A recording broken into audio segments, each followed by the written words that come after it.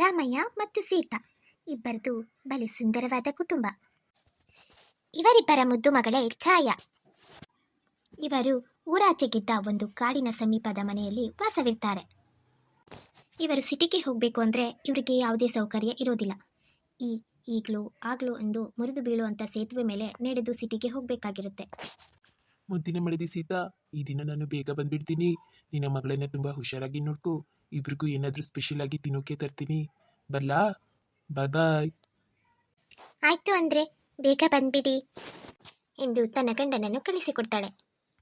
ಹಬ್ಬ, ಇವತ್ತಂತೂ ತುಂಬಾನೇ ಬಿಸಿಲಿದೆ. ಇಲ್ಲೇ ಯಾವುದಾದ್ರೂ ಮರದ ಬಳಿ ಕೂತ್ಕೋಬೇಕಲ್ಲ. ಇದೇನಿದು, ಮರಗಳು ಇಷ್ಟೊಂದು ವಿಚಿತ್ರವಾಗಿ ಕಾಣಿಸ್ತಾ ಇದೆ. ಒಂದೊಂದು ರೆಂಬೆಗಳು ಒಂದೊಂದು ಥರ ಇದೆಯಲ್ಲ. ಅಲ್ಲಿರೋ ಮರದ ಕೆಳಗೆ ಹೋಗಿ ಕುಳಿತುಕೊಳ್ಳೋಣ.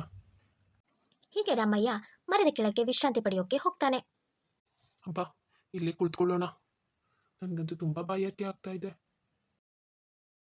ಛಾಯಾ, ಏನಿದು ತಡರಾತ್ರಿ ಆಗ್ತಿದೆ, ಇಷ್ಟೊಂದು ಮಳೆ ಬೇರೆ ಬರ್ತಾ ಇದೆ. ಅಪ್ಪ ಇನ್ನೂ ಮನೆಗೆ ಬರಲಿಲ್ವಲ್ಲ, ಏನಾಗಿರಬಹುದು? ಯೋಚಿಸ್ಬೇಡ ಅಮ್ಮ, ಅಪ್ಪ ಬೇಗ ಬರ್ತೀನಿ ಅಂತ ಹೇಳಿದ್ರಲ್ಲ, ನೀನು ಚಿಂತಿಸ್ಬೇಡ ಅಮ್ಮ. ಅಬ್ಬಾ, ಇಷ್ಟೊಂದು ಗುಡುಗು ಮಿಂಚು ಬರ್ತಾ ಇದೆ. ನಿಮ್ಮ ಅಪ್ಪ ಹೇಗೆ ಬರ್ತಾರೋ ಏನೋ. ಬಾ, ನೀನು ಊಟ ಮಾಡಿ ಮಲ್ಕೋ ಬಾ ಮಗಳೇ. ಮಧ್ಯರಾತ್ರಿ ಆಗಿದೆ, ಜೋರು ಮಳೆ ಬೇರೆ ಬರ್ತಾ ಇದೆ. ರಾಮಯ್ಯ ಇನ್ನೂ ಮನೆಗೆ ಬರಲಿಲ್ಲ. ಸೀತಾ ಊಟ ಕೂಡ ಮಾಡದೆ ತನ್ನ ಗಂಡ ಬರ್ತಾರೆ ಅಂತ ಕಾಯ್ತಾ ಕೂತಿರ್ತಾರೆ. ರಾಮಯ್ಯ ನಿದ್ದೆಯಿಂದ ಎದ್ದು ನೋಡಿದ್ರೆ ಕತ್ತಲೆ ಕೋಣೆಯಲ್ಲಿದ್ದಾನೆ. ಕಣ್ಣೆದುರಿಗೆ ದೊಡ್ಡ ರಾಕ್ಷಸ ನಿಂತಿದ್ದಾನೆ. ಬಲಿತ ನದಿಯ ಬಂದು ತನ್ನ ಬಲೆಗೆ ಬಿದ್ದಿದ್ದೆ. ನನ್ನನ್ನು ಏನು ಮಾಡಬೇಡ, ಬಿಟ್ಬಿಡು. ನನ್ನ ಹೆಂಡತಿ ನನ್ನ ಮಗು ನನಗಾಗಿ ಕಾಯ್ತಾ ಇರ್ತಾರೆ. ದಯಮಾಡಿ ಬಿಟ್ಬಿಡು ರಾಕ್ಷಸ. ಮನುಷ್ಯರ ರಕ್ತ ಅಂದ್ರೆ ನನಗೆ ತುಂಬಾ ಇಷ್ಟ. ನಾನಂತೂ ನಿನ್ನ ಬಿಡೋ ಮಾತೇ ಇಲ್ಲ.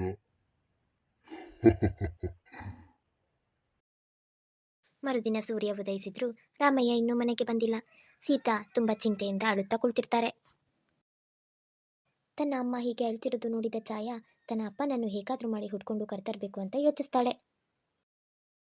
ಅಮ್ಮ ರಾತ್ರಿ ಎಲ್ಲ ನಿದ್ದೆನೇ ಮಾಡಿಲ್ಲ, ಈಗ ನಾನೇ ಹೋಗಿ ಅಪ್ಪನ ಹುಡ್ಕೊಂಡು ಬರ್ತೀನಿ. ಅವರ ತಾಯಿ ಒಳಗೆ ಹೋಗೋದನ್ನ ನೋಡಿದ ಛಾಯಾ ಕೂಡಲೇ ಹೊರಡ್ತಾಳೆ.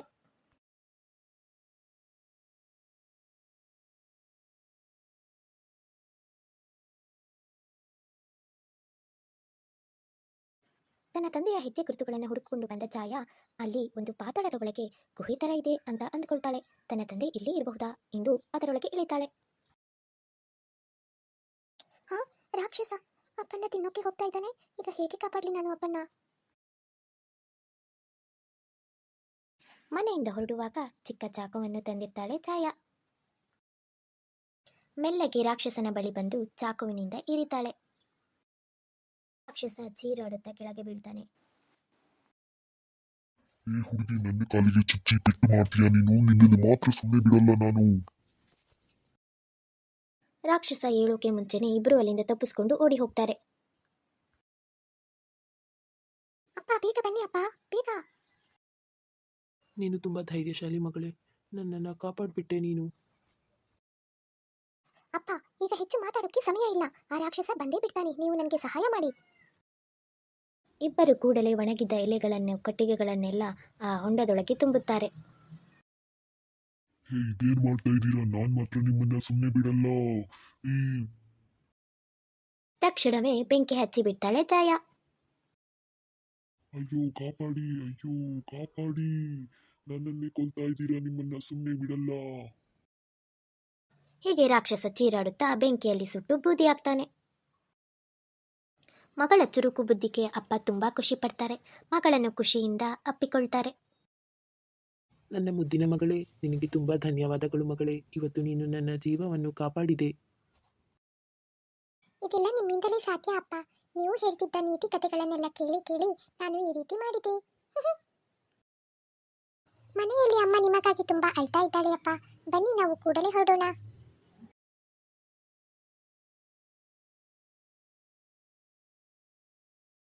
ರಾಮಯ್ಯ ಆಗಿದ್ದೆಲ್ಲವನ್ನು ತನ್ನ ಮಡದಿ ಸೀತಾಗೆ ಒಪ್ಪಿಸ್ತಾರೆ. ಸೀತಾ ಅವರು ತುಂಬಾ ಖುಷಿ ಪಡ್ತಾರೆ.